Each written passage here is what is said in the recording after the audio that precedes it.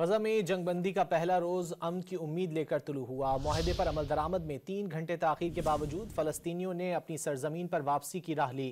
Hamas کے جنگجوؤں کا بھی غزہ میں پرجوش نعروں سے استقبال کیا گیا۔ سرنڈر بنے اپنے شہر میں واپسی پر بھی فلسطینیوں کی خوشی کا ٹھکانہ نہ رہا۔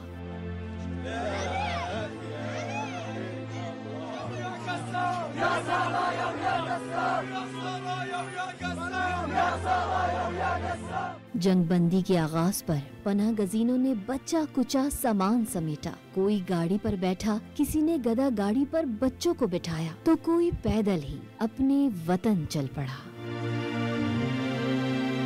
غزہ پہنچنے پر تباہ حال گھر ملے۔ ہر طرف ملبے کے ڈھیر استقبال کے لیے موجود تھے۔ ایک فلسطینی اپنے تباہ حال گھر میں داخل ہوا، مکان کی دوبارہ مرمت کر کے رہنے کے عزم کا اظہار کیا اور بلا خوف بتایا کہ اسرائیلی فوج جتنی بار بھی ان کے گھر تباہ کرے گی وہ اتنی بار اپنے گھروں کی مرمت کریں گے اور غزہ میں ہی رہیں گے۔